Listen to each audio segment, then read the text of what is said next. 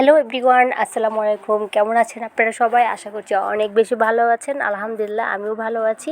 কুরবানি তো চলে গিয়েছে। এটা হচ্ছে কুরবানি ঈদের পরের দিনের ভিডিওটা ছাড়তে অনেক লেট হয়ে গিয়েছে। আজকে তৈরি করব বিরিয়ানি। তো এটা আজকে আমাদের আম্মু বিরিয়ানি তৈরি করেছিল, সেই ভিডিওটাই আপনাদের সাথে শেয়ার করছি। আশা করছি ভালো লাগবে। তো সর্বপ্রথমে এখানে একটি কড়াই বসানো হয়েছে। তারপরে এখানে পর্যাপ্ত পরিমাণের পেঁয়াজ তেলের উপর দিয়ে কিছুটা তেজপাতা দিয়ে খুব নেড়ে চেড়ে এটাকে আমরা একটু ব্রাউন কালার করে ভেজে নিব। আর এখানে বিরিয়ানির জন্য যে গরুর মাংস আমরা আগে থেকে কেটে ধুয়ে রেখেছি, এখানে প্রায় 2.5 কেজির মতো মাংস আছে। এই তো পেঁয়াজগুলো আমার সুন্দর করে ভাজা হয়ে গিয়েছে। এখন এক এক করে সব মশলাগুলো পেঁয়াজের উপরে অ্যাড করছি। সর্বপ্রথমে এখানে দিয়েছি আদা রসুন বাটা। তারপর আবার একটু নেড়ে ছেড়ে একটু পানি দিয়ে তারপরে খুব ভালো করে মশলাটাকে মিশিয়ে নিয়েছি। আর এখন এখানে দিয়ে দিচ্ছি মরিচের গুঁড়ো।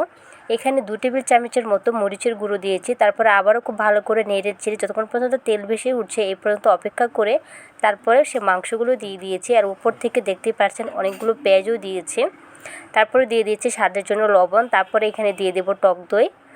তো এখানে 1 বাটিরও অর্ধেকের বেশি দই আমি এখানে দিয়ে দিয়েছি, যেহেতু এখানে মাংসের পরিমাণটা বেশি। এখন খুব ভালো করে একটু নেড়ে ছেড়ে মিক্স করে এটাকে চুলার ভিতর রেখে দেবো যতক্ষণ পর্যন্ত না খুব ভালো করে কষানো হয়ে যাচ্ছে। তারপরে এখানে দিয়েছি দারচিনি, এলাচ, লং, যত রকম মশলা ছিল সব কিছু দিয়েছি। এখন আবারও খুব ভালো করে মিক্স করে এটাকে চুলার উপরে রেখে দিব কিছুক্ষণের জন্য। তো মাংসটা আমার প্রায় অনেকটা কষানো হয়েই গিয়েছে। তো দেখতে পাচ্ছেন মাংসটা কিন্তু কষানো হয়ে গিয়েছে। আরও কিছুক্ষণ রান্না করলে কিন্তু মাংসটা হয়ে যাবে বিরিয়ানির জন্য। এখন আবারও খুব ভালো করে এটাকে নেড়ে চেড়ে দিচ্ছি। এটাকে এতক্ষণ পর্যন্ত কষাতে হবে যতক্ষণ পর্যন্ত না পানিটা শুকিয়ে একদমই তেলটা বের হয়ে যাচ্ছে। এই পর্যন্ত কিন্তু মাংসটাকে খুব ভালো করে রান্না করে নিতে হবে। এখন আবারও একটু নেড়ে ছেড়ে আবারও চুলাতে রেখে ঢাকনা দিয়ে ঢেকে দিচ্ছি। এই তো বিরিয়ানির মাংসটা আমার তৈরি করা হয়ে গিয়েছে। এখন চুলা থেকে নামিয়ে নিচ্ছি। আর এই যে বিরিয়ানি রান্না করার জন্য এখানে আমি নিয়েছি 2 কেজির মতো পোলার চাল। যেহেতু এখানে 2.5 কেজি মাংস ছিল এর জন্য এখানে 2 কেজি পোলার চাল নিয়েছি। তারপরে একটি বড় একটা হাঁড়ি বসিয়ে দিয়েছি। আর এখানে দিয়েছি তেল আর দিয়েছি পেঁয়াজ। এখন পেঁয়াজটাকে খুব ভালো করে নেড়ে ছেড়ে কিছুক্ষণের জন্য ভেজে নেব যতক্ষণ পর্যন্ত না পেঁয়াজের কালারটা চেঞ্জ হয়ে যাচ্ছে।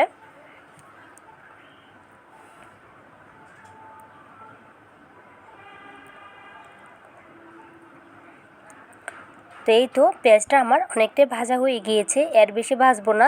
এখন চুলাটাকে একটু কমিয়ে দিচ্ছি।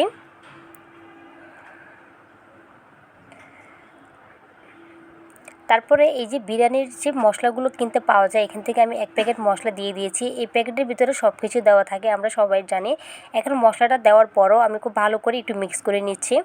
তারপর যে চালগুলো আগে থেকে ধুয়ে রেখেছিলাম সেই চালটা দিয়ে দিয়েছি। তারপরে এই চালের উপরে কিছুটা আমি আদা রসুন বাটা দিয়েছি। আমি তেলের ভিতরে দিয়েছিলাম, এটা একটু কম হয়ে গিয়েছে যার জন্য একটু উপর থেকেও দিচ্ছি। তারপরে খুব ভালো করে নেড়ে চেড়ে চালটাকে 2 মিনিটের মতো ভেজে তারপরে উপরে দিয়ে দিয়েছি মাংস, যেটা আমরা আগে থেকে তৈরি করে রেখেছিলাম। এখন মাংসটা দেওয়ার পরও খুব ভালো করে নেড়ে ছেড়ে এটাকে চালের সাথে মাংসটাকে মিক্স করে নিচ্ছি। তারপরে উপর থেকে দিয়ে দিব বিরিয়ানির মশলা। এখন আবারও খুব ভালো করে নেড়ে চেড়ে মাংসের সাথে মশলাটাকে মিক্স করে এখানে আমি পানি দিয়েছি।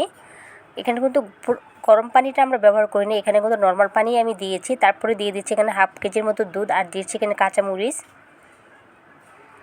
এখন আবারও একটু দুধের সাথে চালটাকে খুব ভালো করে মিক্স করে নিচ্ছি।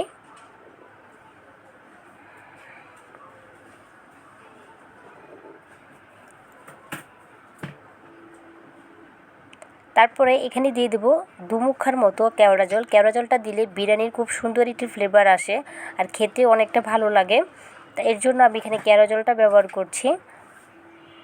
এখানে আমি বিরিয়ানির কোনো সেন্ট দেইনি, জাস্ট শুধু মশলা সাধারণত যেভাবে আমরা নর্মালি বিরিয়ানি তৈরি করি ঠিক এইভাবেই তৈরি করা হয়েছে। আর শুধু একটু ফ্লেভারের জন্য এখানে আমি কেওড়া জলটা দিয়েছি। তারপরে দমে রেখেছিলাম এটা কিছুক্ষণের জন্য, বরফ যেহেতু চলে এসেছিলো। আর ফাইনালি বিরিয়ানিটা দেখেন মাশাআল্লাহ আমার তৈরি করা হয়েও গিয়েছে। তো দেখতেই পাচ্ছেন বিরিয়ানিটা কত সুন্দর ঝরঝরে হয়েছে। মাংসটা আলহামদুলিল্লাহ খুব সুন্দরভাবে সিদ্ধ হয়েছিল। এখন চুলা থেকে নামিয়ে আপনাদেরকে দেখাচ্ছি বিরিয়ানিটা কতটা পারফেক্ট ছিল।